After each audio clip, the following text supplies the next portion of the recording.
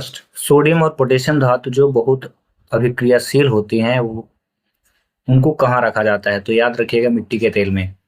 Question second, नवनियों का मुख्य कार्य क्या है?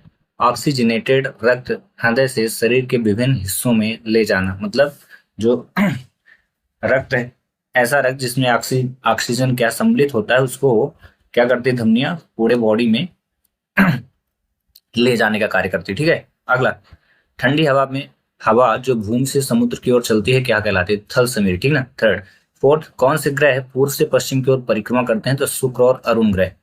वहीं फिफ्थ, एक बल्ब में एक पतला तार होता है जो जलता है और उसमें धारा का प्रवाह होता है, उसे क्या कहते हैं? तो इसे फिलामेंट कहते हैं। ठीक है। अगला क्वेश्चन देखिए 6, वह लोग उत्तम समय अंतराल जिसे सामान्य रूप से उपलब्ध घड़ियों से मापा जाता है उसे क्या बोलते हैं? 1 सेकंड। 7, 6 से 8 साल की उम्र के बीच बच्चों के जो दांत गिरते हैं उन्हें क्या कहा जाता है? तो दूध के दांत।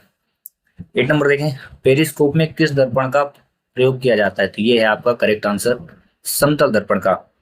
9, घास में मौजूद एक विशेष प्रकार का कार्बोहाइड्रेट जिसे मानव द्वारा पचाया नहीं जा सकता क्या कहलाता है? तो यह है सेल्यूलोज। वही क्वेश्चन नंबर 10, मौसम के पूर्वानुमान हेतु किसका प्रयोग किया जाता है? यानी अधिकतम न्यूनतम तापमापी का। अगला देखें 11, सूरज की ऊष्मा हम तक किस प्रक्रिया के द्वारा पहुंचती है? इसे क्या बोलते हैं? विकिरण बोलते हैं। 12, पुलों और गाड़ियों के निर्माण में इस्तेमाल होने वाले लोहे की मजबूती देने के लिए जिंक की कोटिंग की जाती है, इसे क्या कहा जाता है? ये क्यों किया जाता है? तो आप याद रखना, संक्षारण और जंग लगने से बचाने के लिए की जाती है। ठीक है। 13 पे ध्यान देखें, टॉर्च में किस दर्पण का प्रयोग किया जाता है? टॉर्च में जो दर्पण लगा होता है वो कौन सा होता है? इसे याद रखना, अवतल दर्पण।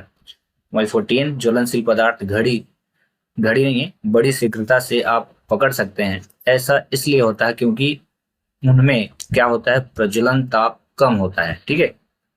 अगला देखें 15, जब मृदा में बालू के बड़े कणों का ज्यादा अनुपात रहता है तो इसे क्या कहा जाता है? तो बालुई मिट्टी उसे कहा जाता है। ठीक ना। वहीं 16 पे देखें कि WWTP का फुल फॉर्म क्या होता है? तो इसे बोलते हैं वेस्ट वाटर ट्रीटमेंट प्लांट। 17 पे देखें, विद्युत प्रतिरोध को किसमें मापा जाता है? तो इसे ओम में। ठीक है। रेजिस्टेंस इसे बोलते हैं, कैपिटल R से रिप्रेजेंट किया जाता है। ठीक ना। इस प्रकार से इसका साइन रहता है। ठीक है, ये रेजिस्टेंस होता है। वहीं 18 पे देखें, विशिष्ट सूक्ष्म जीवों का उपयोग करके बनाई गई दवा जिसे अलग अलग रोगों का उपचार किया जाता है उसे क्या बोलते हैं? तो इसे एंटीबायोटिक बोलते हैं। ठीक ना। अभी कभी ना कभी आपको ऐसा सुनने में मिला होगा कि डॉक्टर ने ऐसा बोला होगा कि इस दवा को ले लीजिए, और ये एक ऐसी दवा देते हैं जो एंटीबायोटिक है, जो काफी रिलीफ देगी। ठीक ना। अगला 19, भूजल का पुनर्भरण किस प्रक्रिया द्वारा होता है? तो ये होता है अंतःस्यंदन, इसे इंग्लिश में बोलते हैं इन्फिल्ट्रेशन। ठीक है। 20, लाइकेन इनके बीच का सहजीवी संबंध होता है। ठीक है। लाइकेन के तो क्या होता है? शैवाल और कवक के बीच जो सहजीवी संबंध होता है वो कौन करता है? लाइकेन करता है। 21, किस प्रक्रिया के द्वारा लोहे की राड के गर्म सिरे से ठंडे सिरे पर ऊष्मा का संचरण होता है? मतलब ये राड है, यहाँ गर्म है और ये ठंडा है, तो यहाँ से यहाँ किस प्रक्रिया के कारण ये राड गर्म होने लगता है, जिससे बोलते हैं चालन, इंग्लिश में कंडक्शन बोलते हैं। वही 22 देखें, कवक और बैक्टीरिया जैसे जीवों का प्रयोग खरपतवार को नष्ट करने के लिए किया जाता है। इससे जैविक घटक क्या कहलाते हैं? इसको बोलते हैं बायोविरिसाइड्स। ठीक है। अगला क्वेश्चन देखते हैं 3, लकड़ी कागज जैसे ठोस ईंधनों के दहन से उत्पन्न आग को बुझाने के लिए इस्तेमाल किए जाने वाले सबसे सामान्य अग्निशामक कौन सा है? इसे बोलते हैं जल अग्निशामक। वहीं अगला क्वेश्चन, वे प्रतिबिंब जिन्हें पर्दे पर प्राप्त किया जा सकता है उन्हें इनसे संबोधित किया जा सकता है, मतलब उन्हें किससे संबोधित करेंगे जिनको हम पर्दे पर प्राप्त करें? तो उसको बोलते हैं वास्तविक प्रतिबिंब।